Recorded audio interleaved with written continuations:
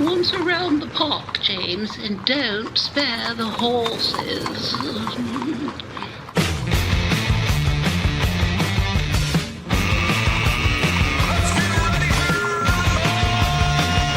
It's showtime. Well, indeed it is. It is showtime. We're back at it again. And, normal week, this would be my big day I'm looking forward to because it's my On the Ledge day. And it's also the day I take out the garbage. So big outing for me, getting to the curb. It's all that kind of stuff. It's a bit of both. Which one are we? Oh, you're right up there, Tim. You're right up there. All right. Breaking into the programming already. Tim Hudak is here he is a partner at Council Public Affairs. Keith Leslie joining us, longtime observer and veteran reporter at Queen's Park. You see and hear him on CHTV. John Wright is our resident pollster, and we're happy to welcome in former mayor of Toronto, John Tory. So it's just, John, good of you to join us. And, it just interesting to get your perspective and, sort of lead on some of this stuff just from two perspectives. First, as a former leader of the PC party, but sitting in the mayor's chair, the way, the time you spent there at City Hall. So let's start there because, so much of what we're talking about, it's funny to me. The first election that Mr. Ford ended up in the premier's office was all about municipalities. No sooner was he in the office than he was slashing your council in half. Now he wants to run on what's happening south of the border with Mr. Trump. So he's, first of all, was focused on municipalities. Now he's focused on what's going on in Washington. At any point, do you think he'll run on what's going on in Ontario? Well, you focus on what you have to focus on to win. I mean, to be honest, I don't want to be cynical about this, but I thought how he launched himself yesterday was picture perfect in terms of what he's trying to do. Let's remember, not more than a couple of months ago, the enemy was Justin Trudeau, and he suddenly disappeared. But then, lo and behold, a new enemy appeared on the horizon, which was Donald Trump with these tariffs. And I think the only danger that's faced by Mr. Ford now, I mean, there's many dangers in election campaigns, as we all know, is that the tariff thing might dissipate. I mean, even this morning, they're talking about the fact that maybe they won't come after all if we fix up the border. So, again, maybe provincial issues will come. Bonnie Crombie's giving it an honest try by talking about healthcare, and that, she's got to hope that might succeed in getting him to talk about that, because for him, the discipline is not to talk about that any more than absolutely necessary, if at all. Yeah, so it's interesting. I think, John Wright, you and I, we were on the sort of launch this thing earlier in the week, and that's what the episode really came down to, was trying to frame that, the ballot question, really. Is it fighting against Trump or is it fighting against Ford? So the extent to which that's the case, it was interesting to watch how the leaders positioned their campaigns yesterday in the official launch. To protect Ontario and Canada, we need a strong leadership that is prepared to do whatever lies ahead, despite the chaos we now see in Ottawa. Is he the guy for the job? No. Doug Ford standing up to Trump?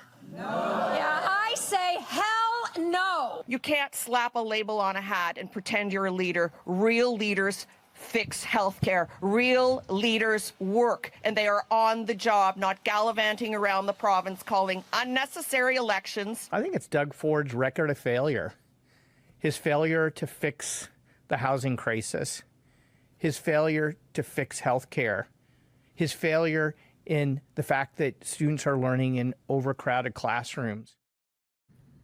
So, John Wright, I think to John Tory's point, the premier, we should be calling him the conservative leader at this stage now that we're in the writ, but Doug He's Ford. Still the premier, Dave. I get it, but the arguments are endless, and you know this, John. but when we look at the backdrop there, the flags are terrific. There's lots of construction vests and hard hats. All of that plays well into it. And again, the Ambassador Bridge in the background. I think the premier was handed two gifts yesterday. One was from the nominee, the Secretary of the Commerce, Howard Lutnick. And that's where he came out and said, look, if we can do a deal on the border and the fentanyl stuff, Canada, we won't have to do, the first round of tariffs. But he did say, we'll get to the big stuff come April 1st, after we've had a review of everything else that needs to be done. So you would have been an interesting situation for the campaign if the Commerce Secretary, nominated Commerce Secretary, had said basically, okay, we'll be done on February the 1st, and then where's your campaign? So it actually will have some life beyond that date of February the 1st. The second thing is that I said on the first day that we, to judge how the leaders are doing in the campaign, we really will have to look at not only the launch, but give it some time on the road. And I have to say the second gift was actually the launch of the Liberal campaign. Between the slogan "More for You" and how it was launched in the wind, and yes, it was outside of the healthcare, but with no one standing in the background, outside with the announcement blowing in the wind, and Bonnie Crombie holding on to this hat, I was shocked at how amateurish the whole thing was versus Merritt Stiles, where I thought it was a good launch, solid, good information, good style, good background. And Mike Schreiner, the way he always is kind of, he is the voice of the party. So I thought there were, three really good launches, especially with the Premier carrying the standard for Ontarians against Mr. Trump, and now having an extended version of that. But I gotta say that I'll still wait and see how this unfolds for the Liberals. But if the slogan and the launch are anything, then it's got to be where they're not going to get a lot of traction. Tim, I always think that, and you will know this as well as anybody when you're out there campaigning, et cetera, props can work for you, but in some cases it becomes the focus and almost a meme. And I think Bonnie Crombie, the message is right. I mean, if you're going to go down the healthcare road, for sure, that's the drum to bang. But the cap became the distraction yesterday. Usually the role is stay away from funny hats, right? And now you see hats playing a prominent role. You remember that feeling, Dave, when it's not too long after you're out of school, September still feels like back to school, or you worry you got an exam in June? It kind of feels like that way as a former leader. So the feeling, I get when a campaign starts really is two-part. Number one, it's as exhilarating as hell, right? You're pumped up. You got a 28-day sprint ahead of you. You've got your map where you want to go and what you want to get to, but you don't know how many curves are along the way. But it really is an adrenaline rush. At the same time, you've got a really heavy weight on your shoulders. You've got people whose careers are on the line. You've got candidates and families who have set everything aside to run for you, and a team that also is banking on you to do well and ideally to victory. So that's how it feels when the gun goes off to start a campaign. Quick observations as somebody who's been on the ice after we watched the puck drop yesterday. I agree with my colleagues. I think Doug Ford had a sensational launch, great backdrop, right on theme. Although I did find J.D. Vance standing behind him a little bit distracting. Doesn't look like Vance with a hat on, in the background. I think that the Liberals and the NDP did not look as prepared as I thought. They did not look professional. Appreciate what John said. I won't repeat on Bonnie Crombie, but on Merritt, I think here's a mistake she made. The first day really is setting what you're going to do, what your vision is, what your contrast is. By spending your time attacking Ford and also attacking Crombie, I think that's a miss on the kind of message you want to set out right from the start. Yeah, that kind of clanged for me, Keith, when I heard her talking about Crombie, Merritt Stiles, that is. And it just thought, wow, you're already going there. I mean, shouldn't the number one thing, all the guns pointed at Doug Ford? Well, you would think so. And you would think as well, it's all about what you're going to do and what you're going to do differently, and not just make the 407 free for everybody, because we all know the NDP can afford to do that. I thought that was a really weak part of the launch. To expand actually on what John said about Bonnie Crombie's launch, up in Barrie, where the PCs immediately put out a release saying the Barrie Mayor is endorsing the PCs, not time for a change. Crombie, standing in front of that health clinic in Barrie, Mike Crawley, the veteran CBC Queen's Park reporter, pointed out that not only, he said election campaign launches are supposed to be big visual events, a splashy display. And not only was she standing there in front of this drab building, at one point, and we didn't see the video of this, at one point, a car pulled up behind her and unloaded itself while she was still trying to hold her news conference. True. Someone didn't even have that cleared off and backed off. So that's really, really a weak launch for a campaign where the Liberals are, they're trying to portray themselves as an alternative government. They want to leap right over official opposition status and be the anti-Ford vote. On the other hand, I think that focusing on healthcare is absolutely the right way for the Liberals to go on this, especially with the hospital emergency department overcrowding and the hallway medicine that report clearly did not fix. All of these issues with healthcare, I think, are going to play for them. And then we had the OMA release at the same time yesterday, the Ontario Medical Association, saying that there's hundreds of doctor shortages across Ontario, and pointing out each community and how many are short in each community. This is a big issue with a lot of Ontarians. Over 2.5 million don't have a family doctor. I think this is the one way the Liberals can really, really key on against Ford.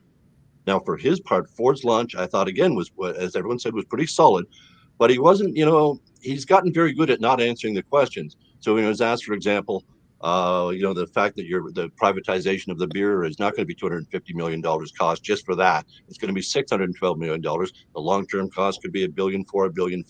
But right now, it's over 3 times what you said it was going to cost. And he just comes back with, ignoring that whole thing completely and saying, but it's the convenience that Ontarians wanted. He's very good at not answering the hardball questions, ignoring the problems in healthcare, ignoring the problems with homelessness, and answering what he wants to answer. So for him, he's good. He looks good. The visuals are always there. He likes being in those vests. He likes having a hard hat on. And I guess it's going to play for him. But I'm not sure that people are buying that this is a need that he needed to call an election at this time. And we found out this week that it's going to cost $189 million. I still think people are going to, what is your justification for this election? I'm still not really seeing it. I don't think Donald Trump negotiating with Doug Ford is the real reason.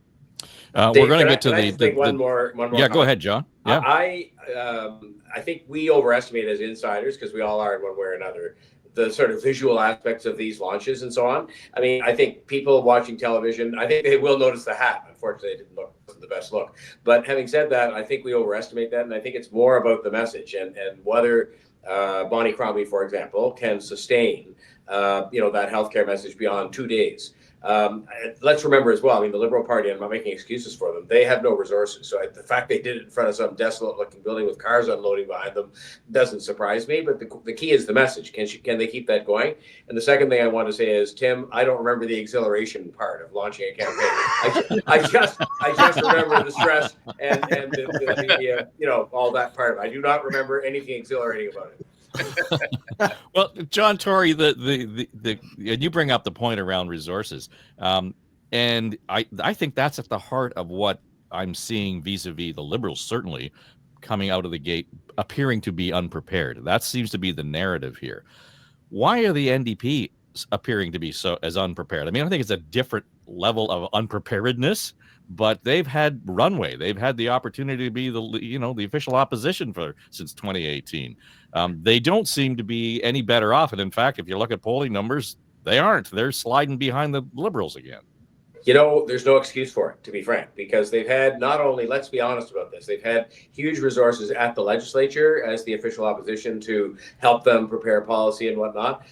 It's not as if this really is a snap election. They call it a snap election. This is the most advertised, talked about election in advance for 6 months that I've ever seen. So there was no surprise in that. And so you're right. I mean, they should be better prepared. They should look better. The Liberals do have a number of reasons why they might, new leader, no money, et cetera, why they might look ill prepared. But there's no excuse for that, because of all the days you can be the best prepared, it's the launch day of an election campaign, because you had a lot of time to think about, what am I going to say that day? What's the message going to be? Where are we going to do it? And so on. And in this case, it wasn't as if Doug Ford woke up, a couple of days ago and just called the election. It's been telegraphed for months. And in the middle of all of that, Keith, we hear, the riding association that once, was affiliated with Sarah Jama's campaign. She's now running as an independent, former NDP caucus member. They're calling for a leadership review in the middle of a campaign. And I know it's a silly thing, and I know it won't go anywhere, but all it does is it feeds into this idea that even internally, the NDP are, pointing the guns within. Well, they always seem to have managed to do that at some point in the campaign or not. This is, remember the last campaign, the NDP outsiders, they're sort of deep soul thinkers that put out a statement that undermined the entire campaign for them. This is not a surprise. I think what we're going to get to watch in Hamilton Centre, though, is if we have Sarah Jama's running as an independent, and the Liberals are going to have a candidate, and the NDP is going to have a candidate, and the Greens are going to have a candidate. Could they all split the progressive vote? Could the Conservatives take Hamilton Centre? Andrea Horvath's former riding. The NDP, from what I hear, and I was happened to drop into Queen's Park on Monday and was talking with many reporters there. And one thing I seem to hear from virtually every office was a complaint about the NDP communications, that it takes hours and hours to get a response. And last Friday, when Ford confirmed that he was going to be, going to the LG on Tuesday and calling the election on Wednesday, took them like 3-4 hours to put out a statement. They couldn't get the leader out in front of a camera. I mean, the NDP appears to have a serious communications issue. And if the Queen's Park Press Gallery is feeling that, how is the rest of the country going to get there? The rest of the province going to get their messaging? They really need to focus. Apparently, they've got some issues right there. And this is not the time to be having communications problems when you're in the middle of an election.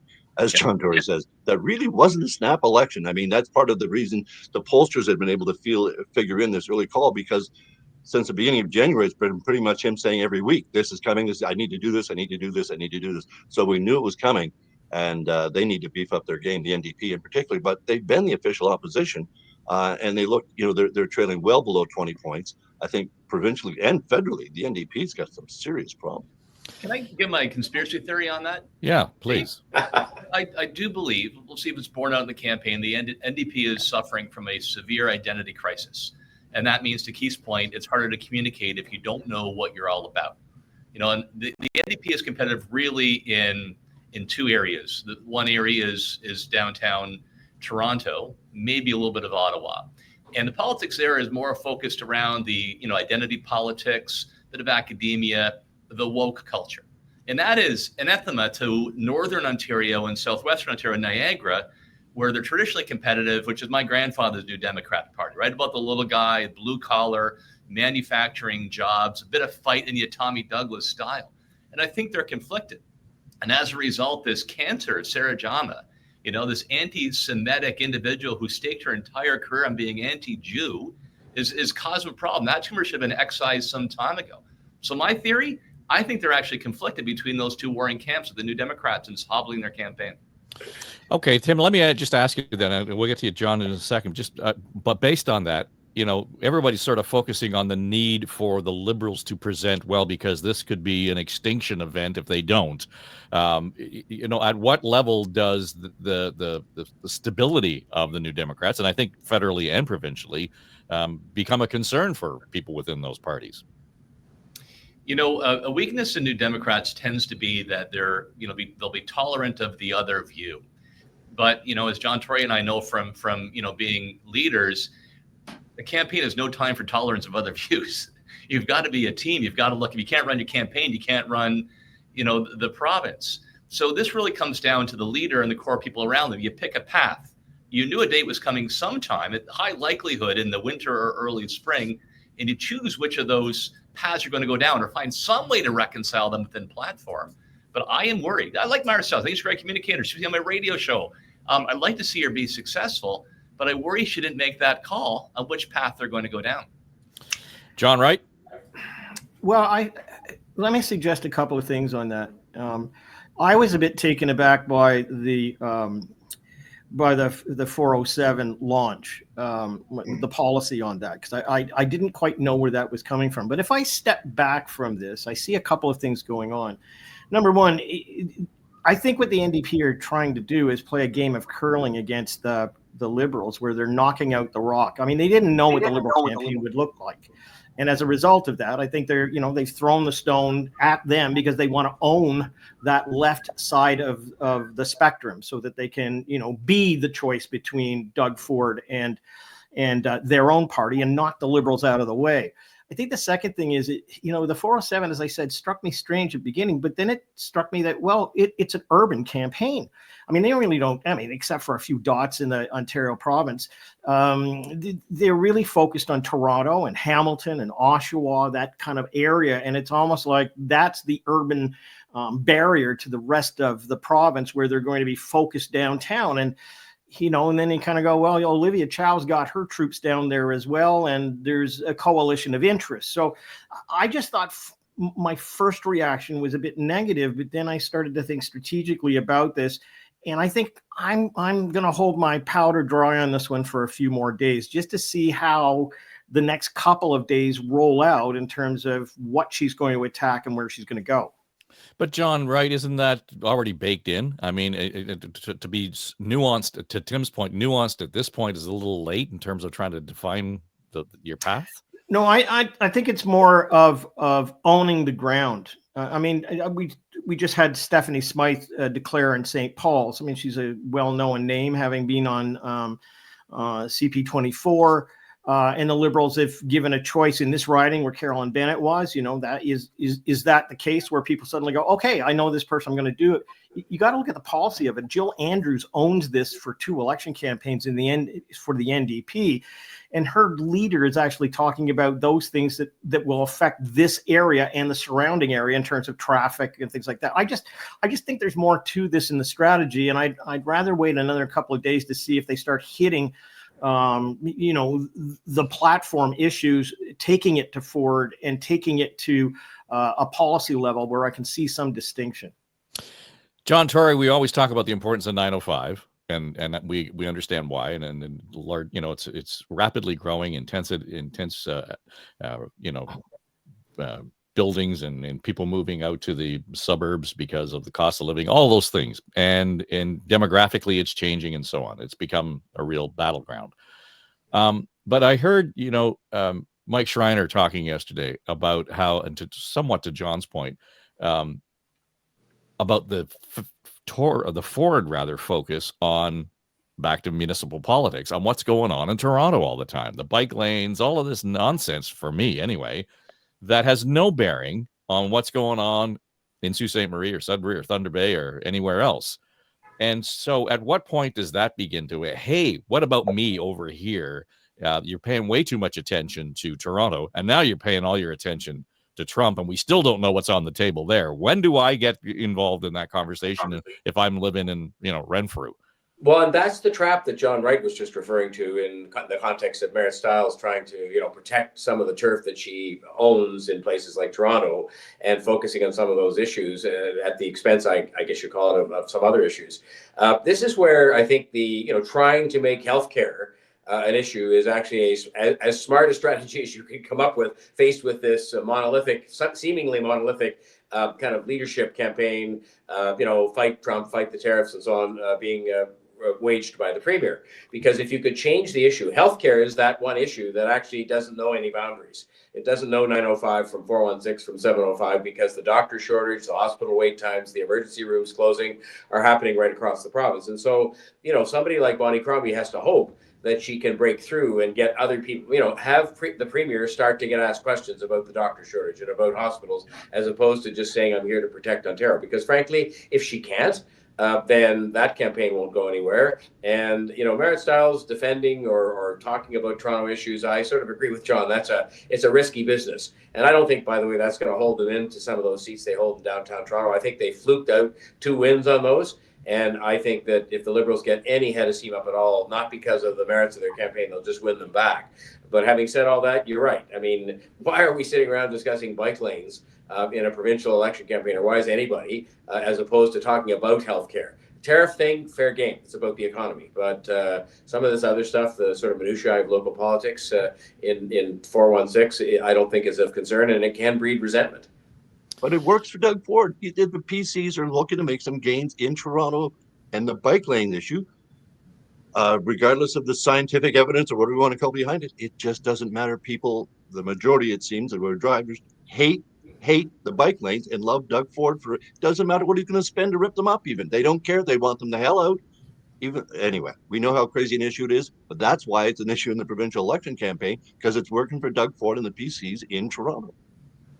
But Tim, again, to you, does that not suggest there's a level of willful ignorance around what the other issues that are going on in the province, if that's the focus? I think bike lanes are relevant. I mean, it's congestion, it's time that you spend, wasted in your car. So I think for the Conservative universe, that is very helpful in North Toronto, Etobicoke, Scarborough, and the near GTA. So I think it's a winner for the Premier. And plus Doug Ford, right, cares that you are where you come from.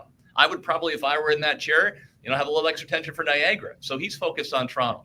Back to Mike Schreiner. Number one, I think Mike Schreiner is excellent. He punches above his weight regularly in the Ontario legislature. Smart guy. So I think he's gamed this out.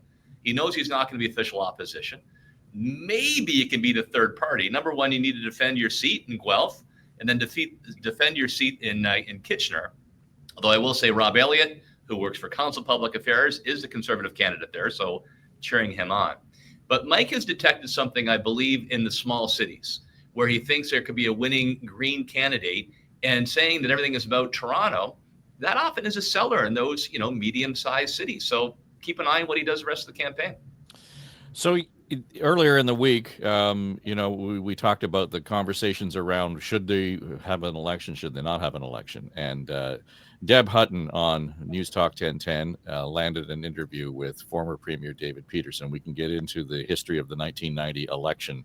But I thought it was interesting when, Deb asked him, what were the differences? Are there differences? And his view of where Doug Ford stands and where he wants to go, admittedly, from the position of a former Liberal premier, was pretty interesting, I thought. He doesn't even know what Trump has on offer. He wants a mandate. He doesn't even know what Trump's offer. He doesn't know what he wants to do. He just said, let me spend tens of billions of dollars. The budget is all his budgetary, should we say, probity has not been very high. They're running huge deficits without exceptional circumstances in the province of Ontario. He's not in good fiscal shape to manage all this stuff. He has bet the farm on EVs, on electrical vehicles, and if they get hit, it's his bet that he's going to have to subsidize people against. And he's going to have to persuade all people that he needs a mandate now, and he couldn't have done it sometime in the future. I'm telling you, he's got a very tall order, particularly when the primary responsibilities of a premier of the province of Ontario are in healthcare and in education, and there's a general sense those two areas need a great deal of work and tending and attention. So, I mean, we come back to it, John Tory. I mean, those are the two lanes, education and healthcare, that more people bitch and complain about in general conversation that I hear, because it really is right where you live in many respects. And we've all got stories about how families or friends have had to cope and navigate the healthcare system and so on, or education. But let me just suggest, if in fact the polls play out and Ontario re-elects Doug Ford, is that suggesting for a second that, well, yeah, I know we say this in the polls that it's a top issue, but it doesn't really mean anything. We're giving him permission to walk away from some of the things that David Peterson just laid out. Well, I guess you are in effect, but what you're really doing is succumbing to a strategy that they've carefully thought out that says we're going to make sure that healthcare and education are not the issues in this election campaign. And that's why the Bonnie Crombie strategy is probably the only one they can adopt to try and make healthcare or education, but she's picked healthcare, which is probably right too, to make it the issue. Because he's saying, no, the issue is entirely different. The issue is the economy and jobs and the tariffs and Donald Trump. And you have to always have an enemy, and Donald Trump's a very convenient enemy who isn't here, but he's there. And so, I mean, to me, that's exactly what this is about. I think David Peterson, in analyzing the business about who has control over the budget, yes, of course, that's all true. But we're into an election now. Doug Ford has indicated the lane that he's going to take, which is this lane that says it's about the economy. It's about re-electing a strong leader to deal with the economy. And, there's some merit to the fact that if you're going to spend billions of dollars, which weren't contemplated because of this tariff not being contemplated, that maybe you do need a mandate. So in that sense, I think David Peterson was being a bit partisan. In his case, his problem when he lost a snap election was that, and you remember there was a famous book written about it where they were having a meeting the night before the election was called, arguing among the Liberal advisors as to what the election was about. In this case, Doug Ford is very clear on what it's about. He does not want it to be about healthcare and education. He does want it to be about the economy and Donald Trump. John Wright, if it's going to be about the economy, then why is this sort of unwieldy spending it just tolerated? Because when we look at the number of dollars that he's talking about adding to the bottom line of the budget and deficits, et cetera, will be on top of what is already a high spending government. Well, I think when you get into a campaign like this, you frame it at the outset where it's going to go, but campaigns matter and the dynamics matter within it. And all of us know that while he kicked off with the Donald Trump threat of tariffs, that's not every bullet in the chamber that the Tories have. I mean, they just spent a ton of money on framing Bonnie Crombie as the taxing queen of Ontario. And, you know, again, going back to the urban side of things in Toronto, it's not just bike lanes, but if you're a resident homeowner, not a renter, but a homeowner, you've picked up almost 20 to 25% tax increase over the last couple of years under Olivia Chow. So there's another part of this. You know, we all know that campaigns start in one place. There are more issues to be laid out. It's by no mistake that the day before the election was called, we had Jane Philpott and the deputy premier who were talking about doctors and the commitment to have, you know, a doctor connected to millions more people. Now, again, if it's carefully staged, you know all of the different avenues that you can go. You know where the advertising is coming from. You know where the third-party advertising, which is going to support you, is coming from. So I think he's framed this as a background theme to trigger the election, but he's not going to shy away from some of the other key issues that we're talking about right now. I missed the release, Tim, but we had it posited that once the election was called, that Jane Philpott was going to lose her job. So we're all done here. We figured it all out before the writ. No, it's interesting. I mean, character of Premier Ford, Doug Ford, always very loyal, very, very loyal to those on the team. So he builds bonds even across party lines. So that is genuine part of his character. Look, I want to go back to the David Peterson question, reinforce what John Tory said there. First of all, I want to say I think it was very fortunate David Peterson for him to land an interview with somebody that likes a Deb Hutton, right? Well, there you go. Yeah, let's get it straight. A big step up for him. But you know, it was insightful, that interview, and I know News Talk will be streaming that, because there is a difference here. When David Peterson launched that campaign, as John outlined, there wasn't a cover story, right? There wasn't the motive for doing so. So it looked opportunistic, and the lack of a plan played itself out throughout that campaign, where they seemed to be all over the place and then desperate, promising a reduction in the provincial sales tax to try to win votes, right? So as Doug Ford now has the story, and he's going to stick to it. And I do believe that it passes a sniff test enough to say, look, Donald Trump is the single most unpredictable and probably, as a result, consequential president we've dealt with in a long time. We don't know from today until 4 years from now what the heck he's going to post on through social or X, or what he's going to do. I need a mandate to match that length of the term. I think that's going to sound plausible to a lot of voters out there, which goes back to the ballot. During these tumultuous times, these times of uncertainty, who do you want to have in the premier's chair to take these things on? That looks like Doug Ford. Can I add to that, Dave, just for a second? Because Tim's right. I remember that campaign because it was the very first poll that I did with a media outlet that came out the week before and shocked everybody, showing that Bob Ray was going to win the election campaign. And, you know, there were other factors that were different then. We were coming off the Meech Lake Accord discussions, which were very, very divisive, and people were upset about it. There's a kernel in that a lot of people don't remember. And David Peterson had promised to appease Quebec by giving away 2 Senate seats, which did rankle some people. But we were also on the verge of a recession. I mean, 1990-91 was the deep trough that actually helped the NDP maybe win the election, but then, you know, also helped Bob Ray be eaten alive by his own as they went through that period of time. So the conditions were different. I'd say that, you know, Mr. Ford going into this campaign, well, actually, when I listened to the former premier talk about the deficits and the spending and all this stuff, it reminded me of a former premier not too long ago who ended up with almost the same situation and was reduced to a small crew in the legislature. So I think Mr. Ford has come out with a much stronger position in this, framing it. But I think that over the course of this campaign, as I've said, there are other issues that he's going to land on that are going to have a striking accord with a group of people, mainly in urban centers.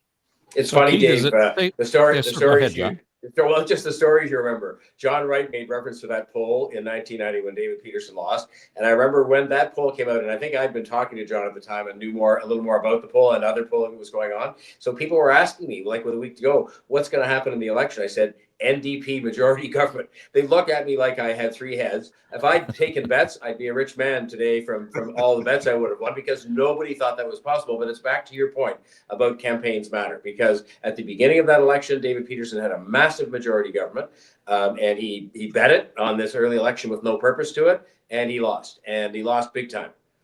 And Tim remembers the point well, because we were sitting in the office, and Environics had out that big poll saying 50%. In fact, they had another one out that still supported it, but it was Bob Nixon at the Ottawa Exposition, and he made the drop in the sales tax. And all of us in the office, you could feel the mood shift and sort of went, the ground just shifted.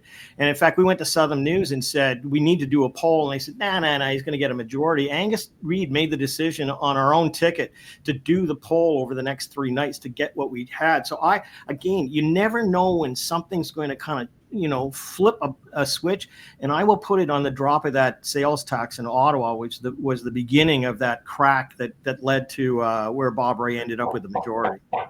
So, Keith, if we're talking about the need, the opposition really talking about the need for a change election, and in many respects that is tied to the length of time a government is in office, and we get tired. There's a fatigue factor. The change here has to be around how they're coping with and managing their message, with the exception of Stiles coming out and targeting Bonnie Crombie. I thought the other 3 opposition leaders were actually all on the same, singing from the same hymnal here. So is there a possibility at all that the collective voice is actually going to do enough to get the Premier off message? I get him off message on occasion, but I think we all know that it splits the vote just the way he wants it split on the progressive side, and it works very well for him. And I think that's what we're going to see. To John's point about Ford and the Conservatives having more in their quiver, before the campaign officially started, although even though I think it started last Friday, on Monday and Tuesday, Ford, basically every cabinet minister he has, and even some junior ministers, were out making something like $7 billion worth of announcements locally, and getting their own coverage before the election, and announcing things like we're going to build a Grimsby GO station. These are the kind of issues, again, the big project stuff that Doug Ford's going to hammer home. So yes, he's going to stick to the fighting Trump and the tariffs thing, and he loves playing this Captain Canada role, and it's going to work for him. But he's going to get pushed on the other issues as well. He's going to get pushed on what the government should be doing on provincial issues, and the homelessness, the housing, healthcare in particular. But I think he's going to have answers. He comes right back with all the stats. He's been so well briefed now. He can campaign and just say, well, we're building this many hospitals. We're building long-term care homes. He doesn't talk about actually staffing them, but he's at least building them. And they're addressing the doctor shortage with Jane Philpott. They're actually taking on as much as they can to try and diffuse these issues that the opposition parties are going to raise. But the opposition parties themselves, it's like Peterson said. He made a couple of good points, I thought, in there about not just this government, the PC government, being so adding to the record debt and record deficits, that they did bet on EVs, as did the federal Liberal government. But they did bet a lot of money on EVs and EV batteries. We're going to make the batteries for all the electric. Well, what if it looks like already that Trump has basically just cut that market right out from underneath us? What if those investments are gone? To Peterson's point, Doug Ford is now campaigning on, I need billions and billions of dollars to subsidize you because my bet on these EVs went the wrong way.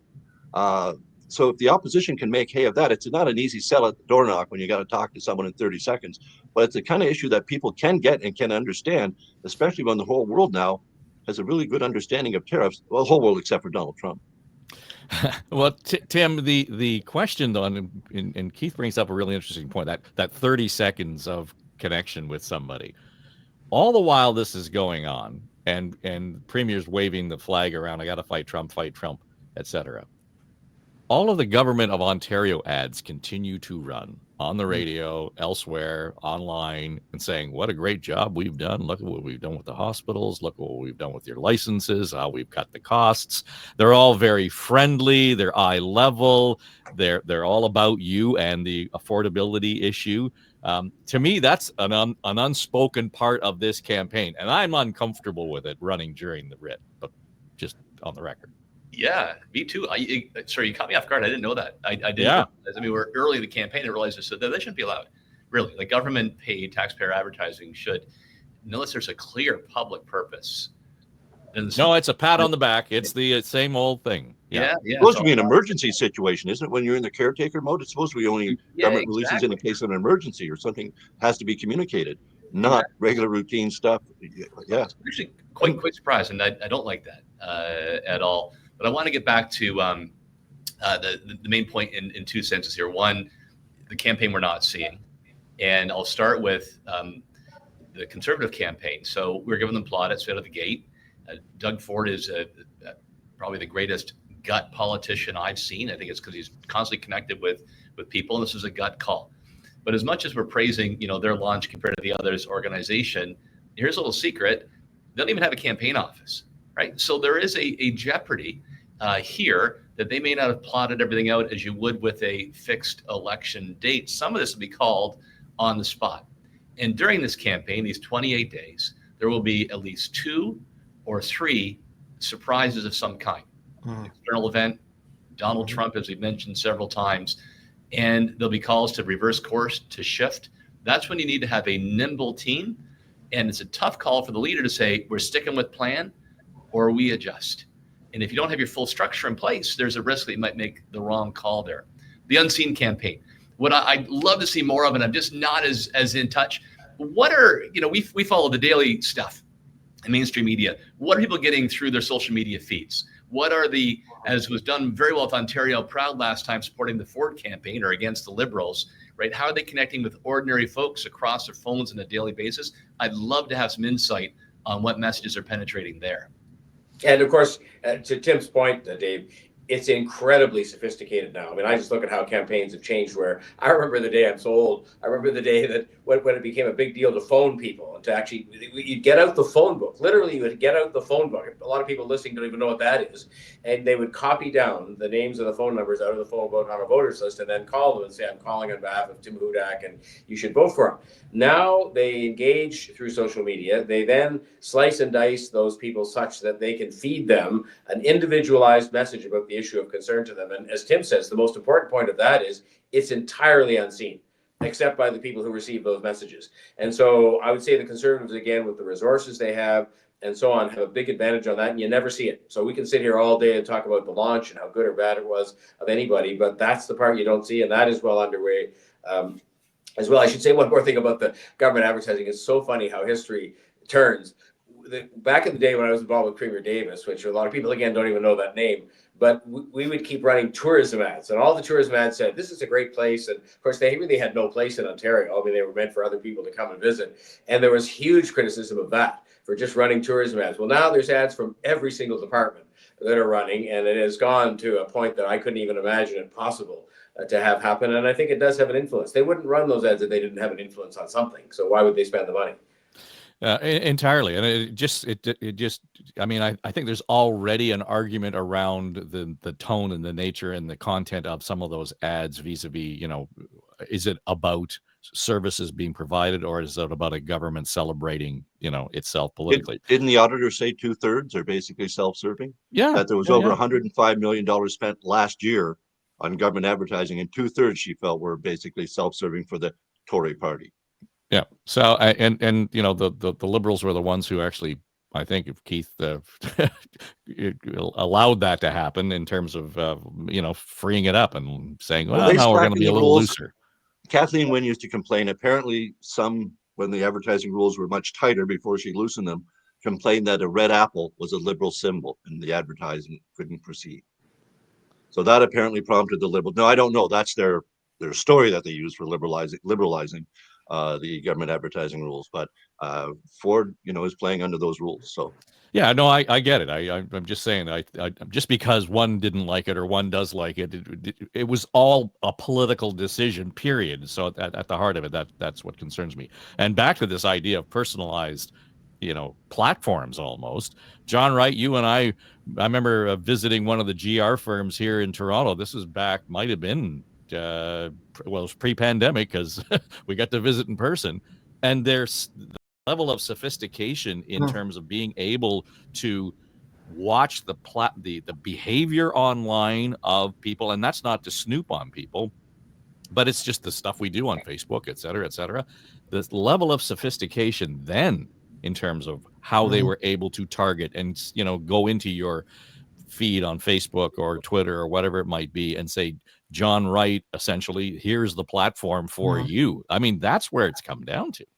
Yeah, and it's very pinpointed. I remember that tour, and it was a bit shocking because it was early on, right? And the entire room was filled with very young people who were just constantly tapping away at the keys and sending out all the messages and making sure that all of the missiles were delivered with precision. I got asked a question yesterday about, you know, polling, and said, you know, are the parties polling the province just like, you know, we get ourselves? And I said, no. I mean, they kind of know where things are in terms of those people who love you and are supporting you, and those people who hate you and are never going to be with you. What they're looking at are those constituencies which have the potential for movement or the potential to shore up to make sure that they are with you. And that really is the pinpointing of this. I mean, Tim and John and Keith, everybody is right in this. There's the traditional air war where, you know, Yours to Discover would have been playing out back in those Davis days. And then there's the ground war where you're kind of, you know, knocking on doors. But I got to say that those are only 1/3 of the puzzle now. I think 2/3 of it is underneath the surface, and we don't see it. And Tim's right. I would really be interested to see the penetration and the focus of where those ads are going, because they may be very, very different than the above ground communications that we're actually seeing. So if there's any opportunity, and you know, each of you in your own way has alluded to, well, what could happen in the course of the campaign to sort of derail something or amplify or give somebody a boost? Tim Hudak, is this the election where the debate may play more of a significant role in the outcome than we have seen in the past, only because the premier will have to face questions about all of the other issues aside from Trump? I understand Trump and tariffs will be one of the questions asked, but it's a 90-minute session typically. The consortium sits down and they fight over what kind of questions are going to be asked and who's going to ask them and all those sorts of things. But you know that healthcare and education and all of those things that presumably the Tory campaign doesn't want to talk about right now are going to be front and center in that debate. Great question. I'll say yes, but down list. Here's a reason why I put it down list. This is the first campaign for both Bonnie Crombie and Marit Stiles. And, you know, no matter how much you're out there on the platform as an opposition leader or former MP or mayor, there ain't nothing like it. When that light comes on, it is the brightest light of all. And the debate is, it's just an awesome thing. You're in this sort of cone of solitude, nothing around you except your opponents and whoever the moderator is, and these Cyclops cameras bearing down on you. No human reaction around you. It's an eerie environment. So I think that's going to play to Doug Ford, who'll be in his third provincial debate. I think the greater risk is going to be human error, right? It happens that all candidates, despite the fact they may not all look like them all the time, are human beings and can make mistakes. I think the fact this is an early election, not a snap, but an earlier election, means that the campaign infrastructure and decision-making mechanisms will probably be a bit wobbly on the other side. Number 3, events, just outside events, particularly with the president we have now across the border. That could be the curveball that throws somebody off course and may change the plan that any of the parties currently have. John Tory, what do you think in terms of the debate or the weight of the debate? Well, first of all, I entirely agree with Tim, and I guess until you've done it, you don't know that feeling of standing in that studio. And there's just, in my case, there were 2 other people there, plus Steve Paikin, and that was it, because they don't even have camera people there anymore, like they're all robotic. And so it's just eerie. That's a good word for it. And again, back to what Tim said at the beginning of the podcast, there was nothing exhilarating about that. But having said all that, I think Tim is dead right. I mean, I was going to name as number 1, you know, in terms of stuff that could happen that could alter the debate or frame the debate or even just alter the election, Donald Trump. Because there are no rules with this guy. There are no way to predict what he's going to do. He's not on any course that anybody could map out. I think after that is other events, which could be all takes, you know, some terrible thing, God forbid, but some terrible thing to happen in a hospital, for example, to suddenly raise the salience of healthcare. as an issue. So I think that's number two. And then number three, as Tim well said, is human error. I mean, people do make mistakes in elections, and that can turn the tide in terms of, just reframing the debate. So, I mean, frankly, the opposition party leaders have to hope some of that is going to happen, or else I think the advantage goes to the incumbent. Keith, the possibility of the debate actually mattering? Has Ford agreed to a debate? Because his candidates aren't debating. They're already turning them down. Just like the last election, the PC candidates did not debate. Now the Premier has. As you say, this would be his third. He'd be in a stronger comfort zone. But I haven't heard him say he's committed to a debate even yet. Absolutely. It's going to be, I think, for most Ontarians, we all know, most Ontarians don't pay very much. We've been talking about the launches and the policies. Most Ontarians don't pay any attention at all, if they even are aware there's an election, until the debate happens. That's when people really do, literally, tune in to see what's going on and see how the leaders handle themselves. I think it's crucial for democracy. I think they should be held at every level. Local riding associations need them, absolutely. But the PCs just won't play. So I think it's a bit hypocritical to have Ford come in and agree to a provincial debate, but he absolutely has to. But I think it's, as say, hypocritical that he doesn't let his candidates debate across the province. It's crucial in local elections. How do you get to know someone if you don't watch them perform on stage? Now, they're not like these leaders debates where they've got just the cyclop cameras staring at you and no people in the room, and a very eerie feeling. Debates at a public, local riding associations, public debates, those are very engaging, and people really do learn a lot about the candidates when they happen. I think provincially we saw Ford last time. I mean, when Mike Schreiner, who's also good at this, and it will be, I think, his third or fourth debate, when he started making some good points, Ford just said, "You're a great guy. I can work with you." I mean, he just almost undermined the whole position. Everyone else just saying, "Well, I can work with this guy. He's reasonable. Why aren't you people reasonable?" So Ford is very, very good at this. I think to Tim's point, he is that gut politician. He just seems instinctively to know what to do and when to say it. So I think even if he does get thrown off by something Trump does or whatever during the campaign or during the debate, Doug Ford seems pretty quick on his feet and just seems very comfortable in his shoes these days, no matter how many cameras or what type of question. He got asked on the official launch, what if you don't get a larger mandate? You're still, even if you get a majority, what if you don't? Well, the heck, like that couldn't even conceivably happen. He needs a larger mandate. But he has kind of set himself up with that one, hasn't he? I mean, what if even if he gets a majority, what if it's not as big as the majority he got 3.5 or 2.5 years ago? I don't know, John Wright. We want to parse semantics and the rhetoric of it. I think we might want to do that, but I think back to the point, the Premier is well down the road in being able to sell that.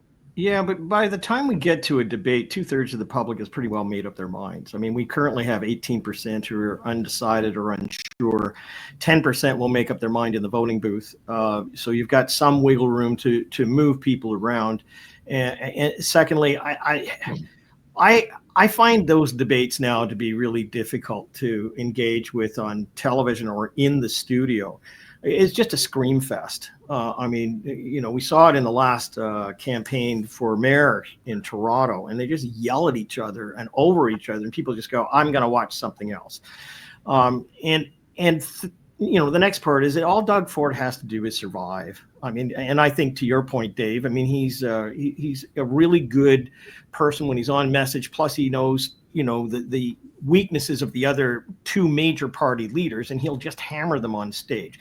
The other thing that I don't think we're talking about yet is that I don't think the media is going to let him be handed this election campaign. We'll see a few more polls come out here, but all of us know that at certain points in a campaign, when it looks like the other person is going to win and there's no real opposition that's working, there is a mentality that takes over, whether it be on the journalist side or the editorial side, or whether it be in the staff in the office, where it kind of says, let's get under the skin and let's see what we do. So the media itself, whether they uncover something, whether they decide to go down a path, can change the nature of what we're talking about and where the campaign goes. And so I think they're another portion of this that by the time we get to the debate, that may have already started to happen.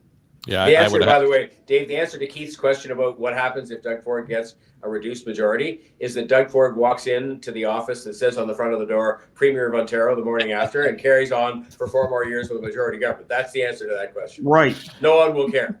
Yeah, Like yeah, no, I talked about by people like us for 2 days, and Doug Ford will have government for 4 more years. Yeah, trying to split those hairs, I don't think is really going to matter in the long run. All right, let's leave it there. A spirited conversation. John Tory, it was good to have you in the chair. Thanks for joining us. John Wright is here. Tim Hudak, Keith Leslie, and of course, this is all part. This was our regular routine as far as On the Ledge is concerned. We are going daily, as I have mentioned.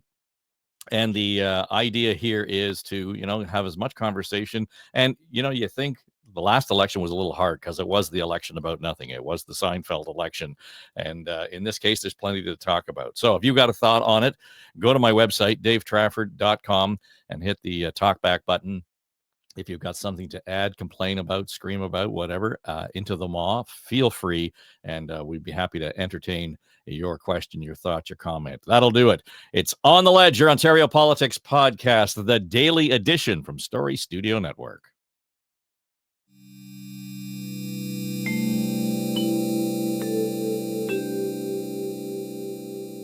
This is SSN. Story Studio Network.